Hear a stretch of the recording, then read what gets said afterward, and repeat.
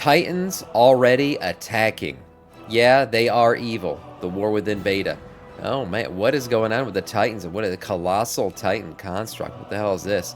We know the Titans are questionable, to say the least. Let's see what they're doing and why Dorn believes they're already evil.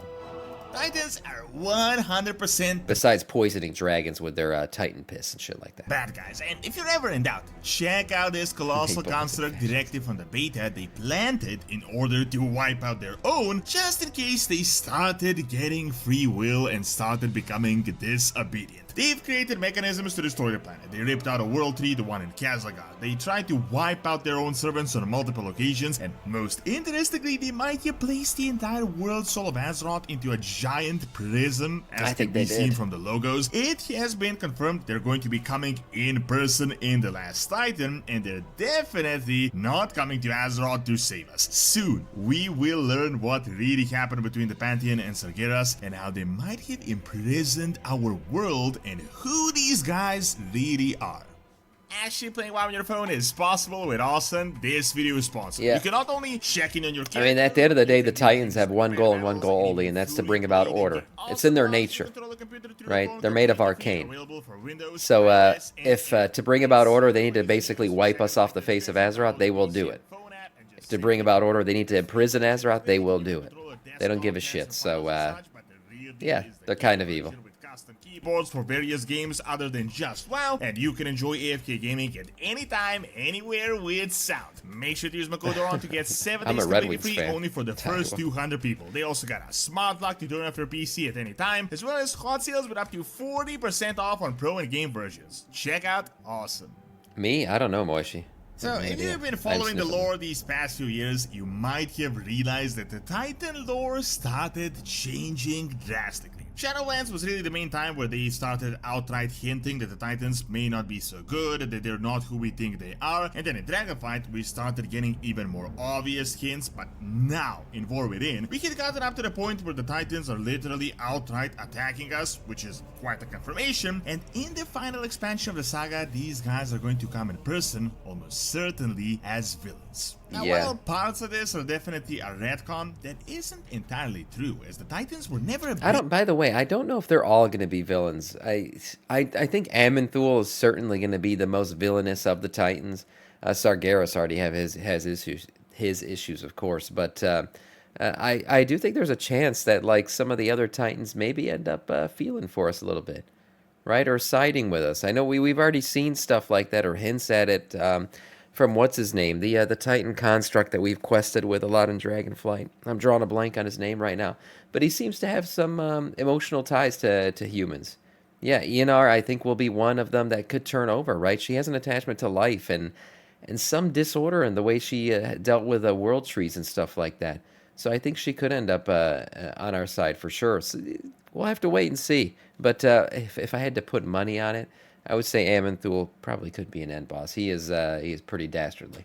Really the good guys. From the moment we could encounter them, Kobe, of course. I live our first real encounter with the Titans was in Ulduar, where they had put in a guy that was literally just planning to blow up the entire planet if old god corruption spread, which definitely showed us they don't really care about us whatsoever. Then later in Cataclysm, in Oldham, we could discover the Forge of Originations, which was literally this world-destroying machine. The only time we really kind of saw them as the good guys was in Legion, where they had imprisoned Sargeras and we were around, but it's more like we helped them in their goal than them protecting us. The entire Titans good ordeal was really coming from the dwarves, as they just started learning about their heritage. They learned that they're their creators, and then we realized almost all playable races are Titanic in origin, even the orcs. So we started seeing them as something akin to gods. However, all that started changing when we realized that these guys are literally attacking their own followers that don't want to be mindless slaves. In Dragonflight, we got info that the lead Titan Keeper Odin didn't like the fact that the Titan Forge started getting minds of their own. Then we learned a group of them on Evaloran had outright rebelled, which caused them to... If you've played through the Earthen quest lines yet, or Maiden Earthen, or watched somebody do it on beta, that's a lot of the quest line is about how they're developing free will, kind of, and it's all kind of questionable. They're not sure if it's a good thing. They've kind of been basically raised by the Titans to believe that free will is a bad thing, right? It's like a void thing. So there's a lot of play on free will, and how the Titans feel about it. It's pretty evident they don't like that shit. To start sending multiple expeditions to completely annihilate these guys, but all these expeditions failed. Then we started learning that they had essentially brainwashed the dragons and the eggs to Not go true, and pour Moishi. their water, which I was is why born the and new raised in aspects America. are blessed by just Azeroth, and even the dragons abandoned their creators. We learned that Galakrond was a mistake of their own experiments. Then we started learning about ancient history and how there was a world tree in the past that the lead Titan guy Amantul didn't like, so he just ripped it out because it wasn't order. And now here we are. And don't forget, I mean, Amanthul ripped that tree out, and Eonar cried, right? You know, there's tears of a loon, shit like that too going on, whatever. But she was devastated by what he had done, and she was actually happy to see that some of the roots had survived, if you know the story. So I could see Eonar, you know, ending up on our side, one of the Titans that eventually flips over. In Kazlagar, where this world tree was. Now, Kazlagar leads us to literally the hint that these guys are evil. So if you're not convinced by this point, just check out this info from the beta. So we discovered new Titanforge servants, the new playable Earthen that had been sent in the ancient past to seal this rift of the destroyed world tree. Over time, as thousands and thousands of years passed, they started developing their own culture, their own thing. Essentially, they divided into two groups, the Oathsworn and the Unbound. The Oathsworn, as their name says, are still following the Titan edicts, while the Unbound consider themselves free, also as their name says. Now, as Xal'atath and the Nerubian army are threatening to destroy the entire planet here, they can no longer be blindly following the Titan edicts, and through the questlines, the Earthen decide to smash the Titan console to officially break the edicts. Damn. Now, here, there is an actual cutscene that is not available in the game yet, but we can see the description of the cutscene and we know what happens. As soon as this does happen, a gigantic, and I mean a gigantic construct rises directly from the sea and starts going towards us to the shore. As the cinematic says, shit. the Titans don't take kindly to disobedience. A gigantic guy called the Colossal Titan Construct becomes a boss. We have to... Yeah, I'm trying to get a size right. Oh my god, this thing's huge. Look at the basilisk right there, like the that's a person on a griffin. Holy crap, this thing is massive. So they basically tried to say, well, we have free will now, and then this colossal shows up to destroy them. Fight, and he sounds is very literally Titan-esque. out for Blight to wipe everyone out. Now keep this in mind, this is the first time in a long time we were outright attacked by Titan-affiliated minions following the Order agenda. However, this implication is even more interesting. The Titans literally planted this guy and hid him somewhere in the sea so that no one can see him in order to completely destroy their own servants if they decide to do something different. It's like they didn't want a new Avaloran to happen, so they just kind of put this mechanism in. These Oathsworn guys have been following their edicts for as long as Titan Order has been on Azeroth, and the moment they decided to forsake them in order to save Azeroth for a bigger goal, they're now marked for destruction despite being loyal since forever. If this doesn't tell you that these guys only care, and I mean only care about themselves, then I really don't know what other confirmation you really need. The big theory that has been going around, possibly one of the most interesting Warcraft speculation theories, is that they had actually imprisoned the entire world soul of Azeroth, which is marked by the last Titan logo. It seems kind of evident with the first expansion. The War Within shows the world cracking. In Midnight, we can see it corrupted by the Void and the Void Winds. And in the last Titan, it seems like all that is cleared out, and we can see the prison Azeroth is in. The reason we think it is a prison is because it looks literally exactly like the prison made for the primal encounters. It 100% looks like them. The shapes. And if you know, when this whole logo first came out, now it's, I will say pretty confidently, you can go back on my channel and look at it on YouTube. I was one of the first people to say this, that these look like prisons, that this looks like the logo. And the whole reason why Sargeras stabbed the planet was I thought he was trying to hit one of these rings to break her free. We'll have to wait and see if that part of it remains true. But one thing I will say, the prison and the wall of it, it looked exactly like these when they exploded. So that's why I think, like, when we're seeing Azeroth, speak, that we're actually seeing the outer wall of her prison move as she speaks. That's what it is. And everything, Azeroth is supposed to be elemental in nature. So who showed you the little video, you little bitch? I know what you're talking about. I'm pretty sure we were watching the cinematic when that shit happens. But maybe you did show me a video. I will give you credit if that's the case. Just much, much larger, planet scale larger. We also Clutch my recently pearls. learned from the What do you beta that mean? the moment Sargeras had hit Azeroth, that crystal started changing into the void, aiding Zealotet. My theory has been that this was not really a message to us, but the Titans. Sargeras knew this would help the void, and he might have wanted to send the Titans. Also, I mean, I hate to touch on Shadowlands, but Sylvanas did famously say this world is a prison. So A message that there is no Wouldn't be other surprised. way to defeat the Void other than the Burning Crusade. See, the major Titan event, the Sargeras split, has literally only been about the Void Lords and their differences in strategy. Despite painting Sargeras as crazy, the Titans are also crazy in their own way. Everything we can learn so far about the Titans implies they're spreading their own order through countless mechanisms, prisons, Poisoning water. constructs, machines in order to keep things according to their own nature, and going as far as brainwashing the denizens so they can believe the same thing. I mean, we have seen this on countless occasions. Sargeras saw the Void corruption firsthand. He had to split an entire planet in half in order to deny the Void Lords a new power source, and he was convinced there is no other way. These mechanisms and all this BS is literally just masking the problem. Everything needs to be destroyed as the universe is inherently flawed by the Void, and as you may know, they came to a little bit of a disagreement. Now, this bit here is not my speculation at all. Check out the Dragonflight updated dialogue from the Orc Hermit we could see in Enceladus. Oh, When he yeah, talks this about guy, the sword, the Hermit or similar to the whatever. sword of Sargeras, he says Sargeras was far too masterful a tactician to choose this target by chance. He didn't hit Enceladus by chance. As I said, I Right. think that Sargeras knew that hitting this spot would trigger the Void Crystal that would doom Azeroth to the corruption and force the Titans to act, and I think it happened through the secret underground tunnels that you can check out in my previous videos. There is something